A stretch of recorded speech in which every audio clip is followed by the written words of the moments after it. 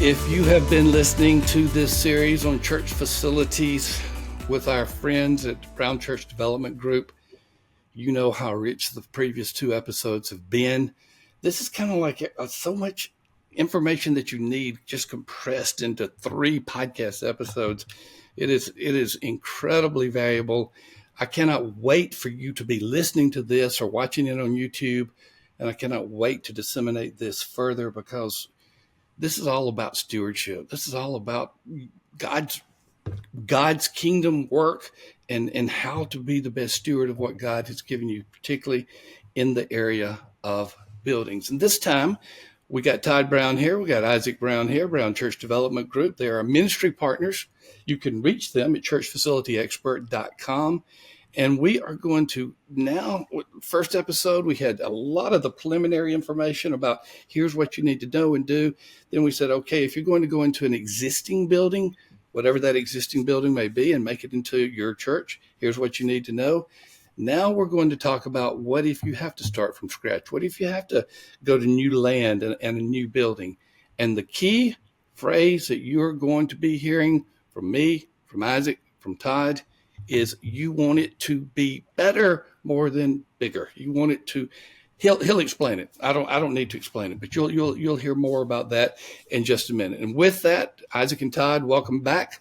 Y'all are just providing such a great ministry. And Todd, segue into what I said, and then tell me what you tell the audience what you told me, and then lead us into this new area. Awesome. Well, it's always a big decision to abandon a facility. And, Isaac will probably talk about, when we had a strategy that we didn't abandon, but we multiplied the facility. But when you're ready to say we've exhausted everything at this property, there's just not really anything that we can do. We can't expand on this.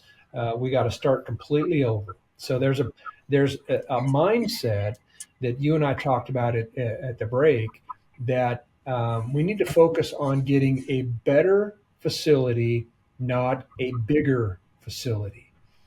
What I mean by that is it needs to be more efficient. It needs to meet our ministry needs, and we use the term right-sized or balanced facility in terms of ministry. So whatever size your auditorium is, you've got to have a balanced relational space, and you got to have a balanced kids space for one session of that. I mean, that's what's critical, and parking. So if everything's balanced in that, that is way better than having 1,000-seat auditorium, but only the supporting cast spaces for 500. So we got to get out of our mindset that the biggest, well, how big is the auditorium? Well, I'm not as worried about that as if they're all balanced. So what's critical is to get a better facility, meaning I've got intuitive paths of travel, relational hub of ministry, right size on the campus, be appropriate adjacencies. And then I have it all mapped out so it's proper phases. That's what I mean by a better facility. Yeah. And so we can get that per session turnover, because if you want to grow, I think you and I both agree that if you're going to grow, you're going to have multiple services. Yep. And we before this is over, we'll probably be talking about maybe more than one site if you don't abandon the facility. And we can do that. We can do that as well. Okay, Isaac, he teed you up. Dad teed you up for some of the things that you're going to add to this and talk about some of those other particular issues. Absolutely. Yeah, we have a lot of case studies of churches that we've helped with this. But before I get into that, when you're looking at relocation of any kind, we really want to focus on some of the things that Todd has said, but really the big 3, meaning, okay, how big is the sanctuary going to be? Can we balance that sanctuary? then with a relational space, and then the children's space. So those three things really need to be in balance. And those are the key things that you need in order to have an effective Sunday ministry. All the rest of the things tend to be more luxury items: offices, gymnasiums, fellowship halls, adult classrooms. All of those, you have to get in your mind that if you're going to relocate, those are going to be the first things on the chopping block if you can't afford them, right? Those are going to be the things that you might have to, in subsequent phases, plan to add on, but you might not get it the first run. So we have a really great example of a church in Arkansas that we worked with. And it was just a thriving church. They had been running probably 4 services. They used every square inch of their site. They were completely landlocked. They were in an area with quite a bit of terrain, so it was pretty much impossible for them to add on to their sites and to do anything like that.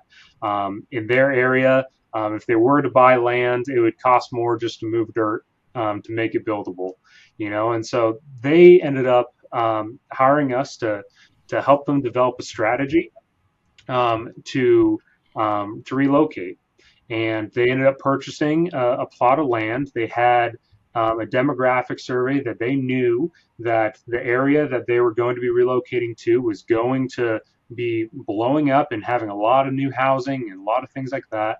I believe they bought about 15 acres, and we began to strategize. And as we looked at it, we realized, they can build a pretty nice building, but they're not going to get a much bigger building than what they already have. Mm. And so what we did was I think their existing building had about a 400-person auditorium, which they were running multiple services in. And we ended up building a very balanced, complete facility on this new location that had a 350-seat auditorium or so. And so it wasn't bigger than what they had, but Right. the building was better. But what we did was we built that facility for multiple sessions with a master plan to eventually have that campus be their main campus. Now, what they realized is if we go sell our building, it's worth almost nothing. But to us, it's worth everything. So they actually decided to create 2 campuses. Became multi-site right Multi-site. away. Multi-site. And with the intention that eventually the home church, the main campus would be this new site. Right. But the pastor preaches at both. The new one's set up to be a video venue. I've gone back and set up the other one so he can kind of travel between. It has a campus pastor, everything like that. But they realized that if they were to relocate, they'd actually be taking a step back in attendance, and they would have had to run 5 services. Wow. So what they did was they kept both campuses, and now they're running, I think, 3 services at both of them. They're already growing like a weed. Wow. And so, but it all started really with the strategy and with the master plan that we knew we could do it on that site. That's an incredible story. All right, Todd, I like to get into case studies or at least hypothetical case studies. So I'm a pastor and I'm saying, Todd, we just need a new building. And that's all I say. What do you start the conversation with me? Tell me where this is going to go. I know from the first 2 episodes, some of the things you might say, but where is this going to go? Yeah. Well, I'm going to ask the demographics. I'm going to ask, what Isaac said, that the church in Arkansas that we talked to, we know because we do this all the time. When you relocate, so I got this data in my head. When we relocate, we usually get the same number of square feet that they already have. I don't know why that works out that way, but economically, that ends up what you can afford. So we have to adopt the mindset is that it's probably not going to be bigger, but it's definitely going to be better. Okay. So I would start asking you, how many people, about your ministry. And I would actually do what's called a program, write out the square footage that you need. Um, I think everybody thinks right off that, we're going to go to another spot. And I think everyone assumes, at least my clients do, they Right. assume it's going to be a bigger building. Exactly. I'm making the assumption it's going to be better. It's not going to be bigger. Hmm. It's going to be better. We're going to get you a better facility, but you're going to have to go multiple shifts. You look at an automotive plant or whatever, when they're doing creating widgets, they just have another session. They just don't keep adding on to the building. Right. So it's got to be efficient. So that's what we're thinking about. Programming data, how many people you want to have per session, and then balance the facility. And then the big kicker is economic data. We got to understand, your economics. That's why, one of the Church Answers teammates of ours, Church Growth Services, Yeah. we bring them in to help understand the economics, because I want them on board, because I got to know what's my financial boundaries. What do they find? So I look at pricing, and I look at what they're able to afford, and that starts giving me a square footage that we can start creating on their site, a growth strategy, a facility growth strategy. So, like Isaac has said, a rule of thumb, if you're looking for property, you need about, of usable acres, you need about 1 acre per 100 people. So if you want to be a church of 1,000, start out around 10 acres of Hmm. land. And when I say a church of 1,000, I'm saying 1,000 per session. Okay. Got it. Okay, that's the other thing. Isaac and I, we run into churches that go out and they buy property, and they're a church of 150, and they buy 40 acres. Very few, and so one of the first strategies we do is we tell them, sell 30 acres. Yeah. Yeah. And they Uh, can still be a big church. yeah, because churches, I would say more than anything, churches are sitting on so much land that they will not use because they don't understand the requirements. So, I mean, that's something we look for. If they can't afford to build, and their land is prime real estate, and they got 40 acres, and they're a church of 200, we start selling acres. And because even if you kept 10 acres, that's a church of 1,000 per session. It So becomes a mega church right away. yeah, yeah. So there's just, I think, just some basic things that we're able to give people advice and direction. The other thing that we and I don't know why this is, the churches. I don't know if they just like the looks of long and skinny pieces of property, but they are horrible for master planning. So if someone's trying to sell you a real narrow and long and skinny piece of property, call me first. It's really hard to master plan on something like that. Well, Todd mentioned another ministry partner, and I think if I recall, you introduced us to Church Growth Services, Mike Stottlemyre. Yeah, I think it was the other way around. it's the other way around. He introduced us to you. Yes. Okay. And a great ministry partner. Mike's been doing this stewardship generosity campaigns for many, many years at Church Growth Services. We'll put the link there.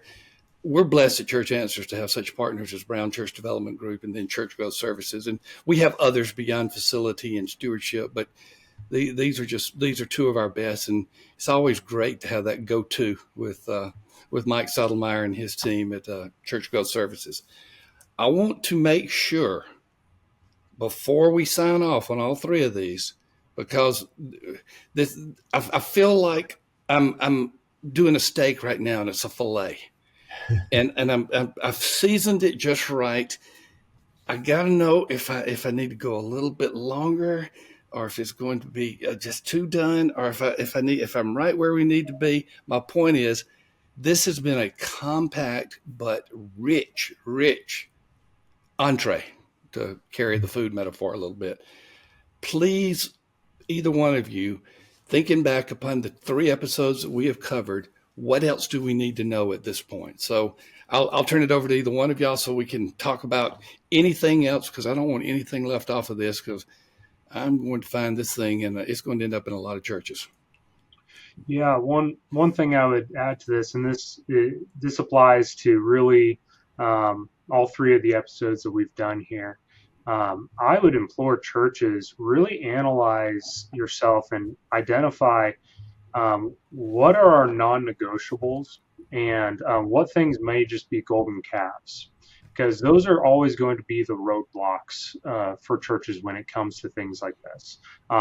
So, for instance, if you have an issue where you are not able to fit as many people into your sanctuary, have that conversation of, would it be better for us to remove the pews? Mm-hmm. Would it be better for us to have multiple sessions?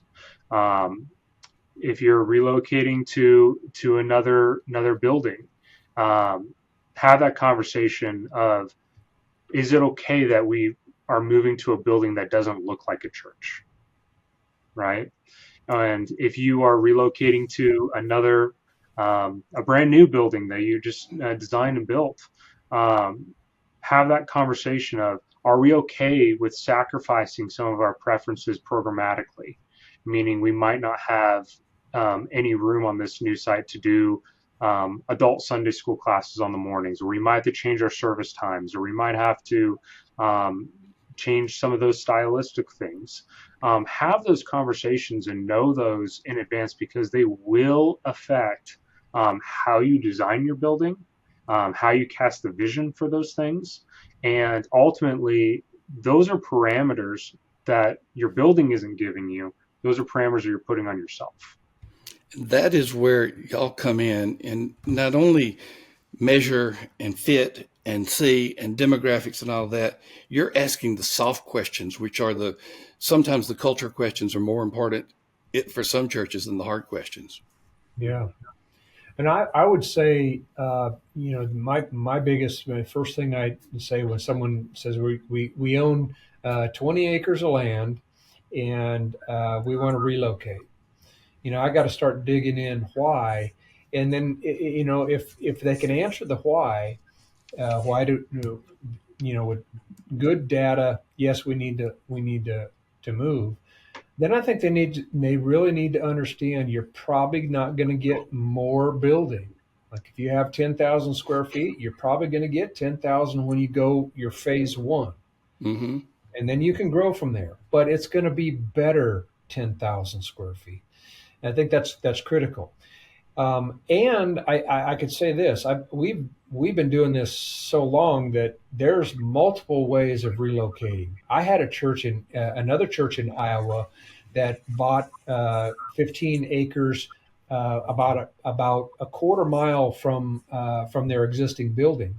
They realized and they could see that they weren't going to get more square feet than what they had. You can sell a building in Newton, Iowa, and it's not worth very much. Mm-hmm. So they didn't. So that what they had was most valuable to them. So here's what they did: they built down a quarter mile away, and they kept both buildings. They programmed out of both buildings until they could get everything relocated and have more square feet. So there's a lot of different ways of doing this. A church in Arkansas that did the video venue, that was brilliant. They pretty much instantly doubled in size. I mean, it was just a brilliant idea. So there isn't any one size fit all strategies. Different locations, different places, and we would love to help anyone with solving their problem and winning people to Jesus. That's what it's all about. Well, we have been talking to Todd Brown and Isaac Brown, the Brown Church Development Group. This has been a 3-part series. really all connected, or you're going to relocate, or you're going to another building, or you're going to another location and build. Can you stay? And if you stay, what do you need to do?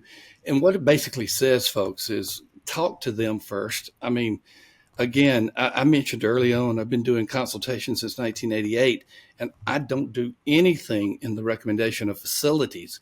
I defer gladly to Brown Church Development Group. You can reach them at churchfacilityexpert.com. They build nationwide. The building footprints are all over the place, and they will be happy to work with you in any way. But let the conversation early on begin with them, because a lot of good things can happen with those early conversations. Todd, great to have you here, my friend. It's been a great 3-part series.